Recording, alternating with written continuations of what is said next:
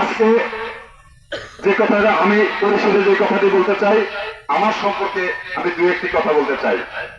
আমি যেহেতু নির্বাচনে জাতীয় সংসদ নির্বাচন করার জন্য প্রত্যাশা ব্যক্ত করেছি, এই দলের কাছে নমিনেশন চাই, আপনাদের কাছেও পরামর্শ চাই, দোয়া চাই, আপনাদেরও সহযোগিতা চাই। আপনাদের এদের মধ্যে এখানকার মধ্যে কারো পছন্দ যদি আমাকে যদি পছন্দ না হয়, আমি সবচেয়ে খুশি হব আমার সামনে এসে দেখা করবেন যে ভাই আপনি এমপি হিসেবে যোগ্য না। কেন যোগ্য না? আমাকে ধরিয়ে দিলে আমি খুশি হব। কেন খুশি হব? কারণ এই জায়গাতে আমি নিজেকে প্রতিষ্ঠিত করতে চাই।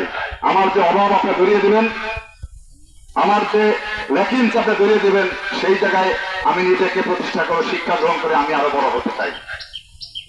আমার সামনে আপনারা যারা বসা, আপনারা যদি আমার ভুল ধরিয়ে দিতে না পারেন, আমি বিশ্বাস করি আপনারা আমার প্রকৃতপক্ষে ভালো কর্মী না। আপনারা যদি আমার ভালো কর্মী হন, দলের ভালো কর্মী হন, নেতা হিসেবে আমার কি ভুল আপনাদেরকে ধরিয়ে দিতে হবে। আর আমি আমার জায়গা থেকে বলতে চাই, আমার কোনো প্রত্যাশা নাই, আমার কোনো প্রত্যাশা নাই।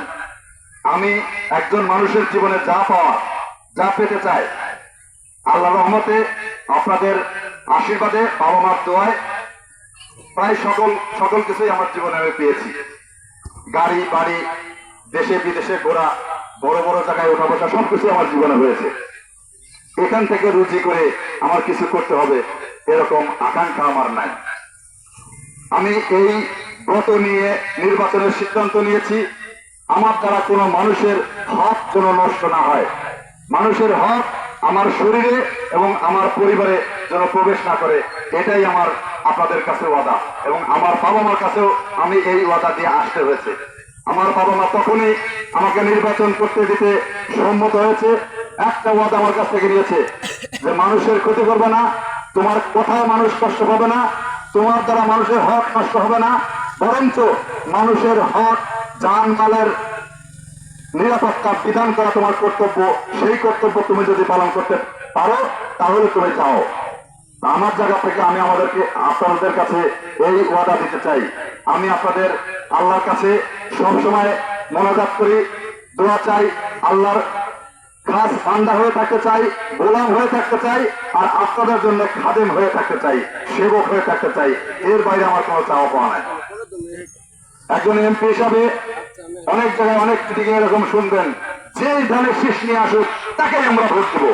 আমি এই কথার তীব্র বিরোধিতা করি। নিশ্চয়ই যেই ধানের শীষের মার্কা নিয়ে আসবেন তাকে প্রথম শর্ত তাকে সৎ হতে হবে। কেন? আমার দলের প্রতিষ্ঠাতা প্রেসিডেন্ট শহীদ প্রেসিডেন্ট জিয়া রহমান ছিলেন সততার প্রতীক, উনি ছিলেন একজন নিরেট সৎ ব্যক্তি। সুতরাং এই দলের এমপি প্রার্থী হলে প্রথম শর্ত তাকে সৎ হতে হবে। দ্বিতীয় শর্ত, আমি যদি তিনজনের জীবদ্দশার নিয়োগ বিশ্লেষণ করি, দেশনেত্রী বেগম খালেদা জিয়ার মতো দেশপ্রেম থাকতে হবে, আপোষহীন থাকতে হবে। আপোষহীন দেশনেত্রী বেগম খালেদা জিয়ার একরকম, তার জায়গা থেকে আমার জায়গায় একরকম। আমি যদি একটু ভেঙে বলি যে রাসেল আমার আত্মীয়, আওয়ামী লীগের বড় নেতা ছিল, আমি রাসেলকে আমার সাথে নিয়ে নিলাম, ও যত আওয়ামী লীগের থেকে যত ক্ষতি করুক, এই জায়গায় আমি আপোষ করলাম।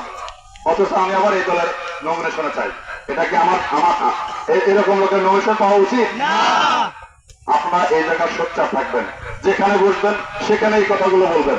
ধানের শেষের যে প্রার্থী আসবে, সৎ প্রার্থী আসবে, ধানের শেষের যে প্রার্থী আসবে, যোগ্য প্রার্থী আসবে, ধানের শেষের যে প্রার্থী আসবে মানুষের হক নষ্ট করবে না, ধানের শেষের যে প্রার্থী আসবে সেই প্রার্থী মানুষের হক সুরক্ষা দিবে এবং জানমালের নিশ্চয়তা দিবে। প্রিয় বন্ধুরা আমার, অনেক কথা বলেছি, পরিশেষে আপনাদের যেই কাজ দিয়েছি, আর আমি আরেকটি কথা বলি, এটাই বলেই শেষ করব। আমাদের দলের ভারপ্রাপ্ত চেয়ারম্যান জনাব তারেক রহমান, উনি কি দেশে আছেন এই মুহূর্তে? তাহলে উনি একটি কথা বলেছেন, 31 দফা উনি যে দিয়েছেন, এই 31 দফা ওনার একার পক্ষে সারা বাংলাদেশের 18 কোটি মানুষের কাছে পৌঁছে দেওয়া সম্ভব? তাহলে আমাদের কাজ কি? আমরা এখানে যারা আছি প্রত্যেকেই একজন নিজেকে এক একজন তারেক রহমান মনে করবো। আজকে থেকে পারবো? প্রত্যেকে আমরা এক একজন তারেক রহমান। তারেক রহমান যেই কথা বলে সমাজে আমরা সেই কথা বলবো, তারেক রহমান যেই কাজ করতে চায় সমাজে আমরা সেই রকম কাজ করবো। তারেক রহমান যে 31 দফা দিয়েছে, এই 31 দফা আমরা মানুষকে বোঝাবো, তাহলেই তারেক রহমানের উদ্দেশ্য সফল হবে। এই দেশটাকে নতুন বাংলাদেশ, ভবিষ্যতের বাংলাদেশ, সম্ভাবনাময় বাংলাদেশ, মানবিক বাংলাদেশ হিসেবে আমরা গড়ে তুলতে পারবো। সবাইকে পরিশেষে সবাইকে ধন্যবাদ জানিয়ে, কষ্ট করে আমার কথা শোনার জন্য আমি সবাইকে আমার পক্ষ থেকে, বাংলাদেশ জাতীয়তাবাদী যুবদল সর্বোপরি বিএনপির পক্ষ থেকে অভিনন্দন জানাই। শহীদ প্রেসিডেন্ট জিয়াউর রহমান অমর হোক, বেগম খালেদা জিয়া জিন্দাবাদ, তারেক রহমান জিন্দাবাদ। আপনারা সকলেই ভালো থাকবেন। আল্লাহ আপনাদের সকলকে সুস্বাস্থ্য এবং দীর্ঘায়ু দান করুন। সকলকে আসসালামু আলাইকুম।